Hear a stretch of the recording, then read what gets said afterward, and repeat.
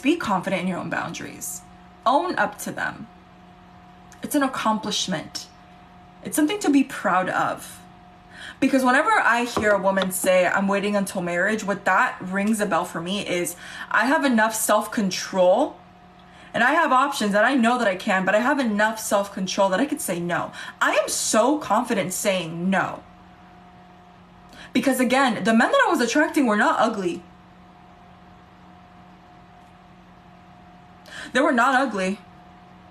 They were not skinny and scrawny and like, no, they were strong, athletic, good looking, masculine men. But they still respected me. Why? Because I respected myself. They wanted something serious with me. They didn't want to treat me like the other girls that they've treated before, that they've messed with. There's a level of class that you need to have to be able to show these standards and walk them through. And that's what I want you to do. Feel confident owning up to your boundaries. And don't let anybody else tell you that it's impossible. If you thought about it, if you dreamt it, if you saw it, it's possible. It just takes the right man. But one thing that I will say is you shouldn't expect the man to like be, you know, a virgin or whatever either. Like, you have your own conviction. They have their own convictions. Like, the only person you can control is yourself. Okay? Don't be hard on like, don't make other people feel judged because you're taking this stance. And I think that I realized later on in life that whenever I face backlash, because so many people, I had a purity ring. I don't have it with me. My husband has it in his keychain. But whenever I would wear my purity ring, I would wear it on a daily basis. It said love waits, and everybody would ask me like, hey, are you engaged? Or hey, like, what does that ring mean? And so when I told them like, oh, it just means I'm waiting for marriage, it would irk so many people. It would bother so many people. And it really just, whenever it bothered so many people, it really just told me how nasty their mind was or how unworthy they felt of themselves, because I was a reflection of what they didn't want to see. I reminded them of their own mistakes. So when people judge you for deciding to wait until marriage, don't let it affect you. It's their own trauma and their own issues. You do you, boo. You do you. Are you close to your husband's family? No, and not because I don't want to, just because they live in like the opposite side of the country. They're more towards the south. They live in Louisiana, so no. How do you know if it would be also good in an intimate way after marriage first? How do you know if would be also good in intimate? Oh, okay. I know what you mean. A lot of people ask this question of like, well, how do you know if they're good in bed, right? If you've never been intimate with them before. You figure it out. Like, I don't want to say you figure it out, but like, if you're attracted to them physically, like, you're gonna be attracted to them in bed, and like you work through it. Like, there's also communication in bed, you know that, right? Like, to understand your needs and wants. Like, as long as you want to get better to please your partner, like, you figure it out together. I don't want to talk about that anymore.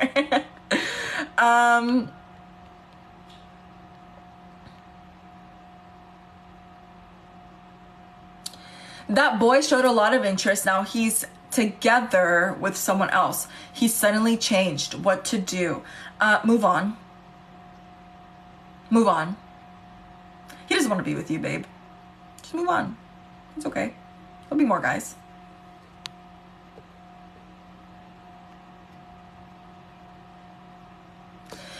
Ooh, spicy. This is a good question. Sophie, what's a toxic relationship between two girls in your opinion? Girls that are competing with each other. That say they're friends, but are competing with each other. And usually one girl is clueless about it, and then the other girl is like hardcore. It happens to me all the time. I tend to be the friend that is clueless about it. I'm always so clueless about it. And like, I always hype, because I'm always hyping everybody. I'm so focused, and this is why I say I'm clueless, because I'm so focused on what I'm doing. Like, think about it whenever horses are racing, like during horse races, like they have like those little like covers right here in their eyes so they can only see straight, right? So that's me. I'm too focused on what I'm doing that I can't focus what you're doing. I have no time for that. I have no time for that. So, and with these friends, what they do is they don't have this, they have like only you. They are so focused on you that they want to catch up with you and keep up with you, and they want to compete with you. The moment that women start feeling competition with one another, that's when it becomes toxic. I have a very, I'm so blessed. I have this very healthy friendship. I'm actually going to see her tomorrow, but she's my best friend. And we've been friends since sophomore year of high school. And the reason why we have a healthy relationship is because our purposes are so different.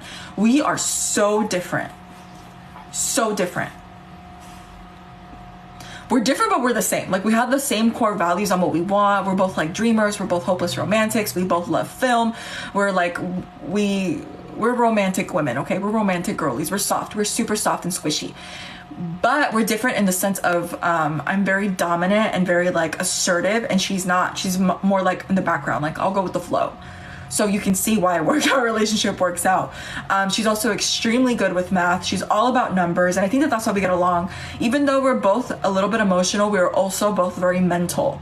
Like, we're not the type to lead with emotion. We're the type to lead with like wisdom. So that friendship took years to find. I used to pray for a friend whenever I was like in elementary school, because I would not get along with girls. I did not understand girls. I was terrified of girls growing up. Until I met my best friend. Her name's Mia. Until I met my best friend, and we had so many things in common, but we were so different on the way that we projected them and the way that we battled the world. So that's when it becomes toxic, when you start competing with other people and you start being jealous of them. That's not good.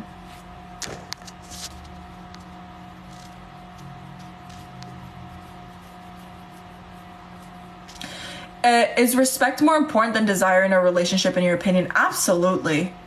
Absolutely. I would much rather have respect and admiration for my husband than that passion or desire. Because listen, when you respect a man and when you are able to admire him, all of a sudden he becomes the most desirable man ever. Like, that's why I say when it comes to like physical aspects, and girls are like hard on physical aspects, I'm like, girl, you're losing. Because you have no idea how sexy a man looks when he treats you right. How sexy he looks when you don't even like you don't even have to worry about paying the bills. How sexy he looks when the bill's already paid in that dinner date. How sexy he looks when he comes home with the whole like with groceries, or he helps you, or he does things to make your life easier. That's so hot. And so you instantly become attracted to them. There's desire because there's respect and admiration. Respect is much more, in my opinion, is more important than just desire. Respect creates desire.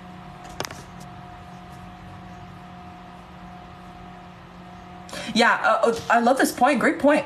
It's easy to desire a bad boy, but he won't be respectful of you or others. Yep.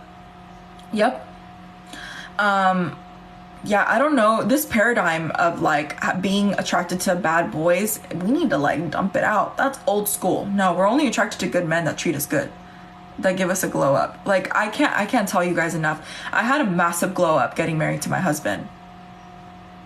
It's insane. Massive glow up.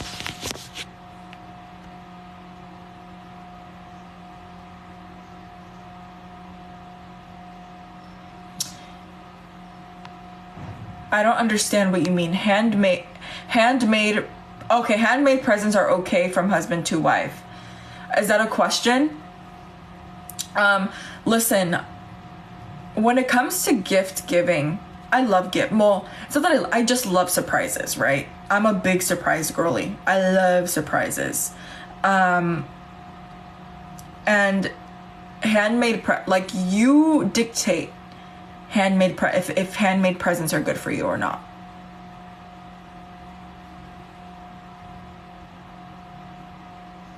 Hi, how do you know if a guy is husband material? Great question. The way that you know if he's a good husband material or boyfriend material is by these things. That's actually a really good question. Thank you for asking that. First of all, you have to look at his living situation. can he sustain himself already? Is he living with roommates? Like, is he out of his parents' house, basically? Can he sustain himself? Does he have a car? Does he have a good credit score? Does he take care of his finances? Like, that's a good indicator, aka independence. Is he independent? Is he his own person? That's 1. 2, and the reason why it's important is because it means that he can take care of himself. If he can take care of himself, he can take care of you. 2, another good quality, a good husband material quality to look out for. What does he fight about? What are some arguments that he cares about? Is he consistently fighting with you about petty fights? Or is he, whenever something does come up, like, it's important? That's another good one. Because this one will show you how he resolves arguments, how he resolves problems. Is he a good problem solver? When he's a good problem solver, good husband. Because he will want to solve all your problems. so you're not left stressed. And what's another one? Another good husband material trait is, like, does he have that protector instinct? Is he selfless with you? Does he think about you before he thinks about him? Does he think about your comfort before he thinks about his own comfort? And the way that you can see this playing out, like on dates and things like that, is like, do you need a jacket? Are you cold? Are you comfortable? Is he consistently asking you these things whenever you're with him? Is he pulling out the chair for you whenever you guys go to a restaurant? Is he opening the door for you whenever you guys go? Is he thinking about you and how you might feel? That's another good way to see if he's husband material. A husband has to be selfless. It's the woman that has to be selfish. Because the woman, the reason why a woman is, like, from what I would assume is the reason why a woman has to be selfish, so that she can protect her own. She can protect her kids, for the survival of her kids. So a man has to be selfless and a woman has to be selfish, because men love selfish women for some reason. I've talked about this a lot on here.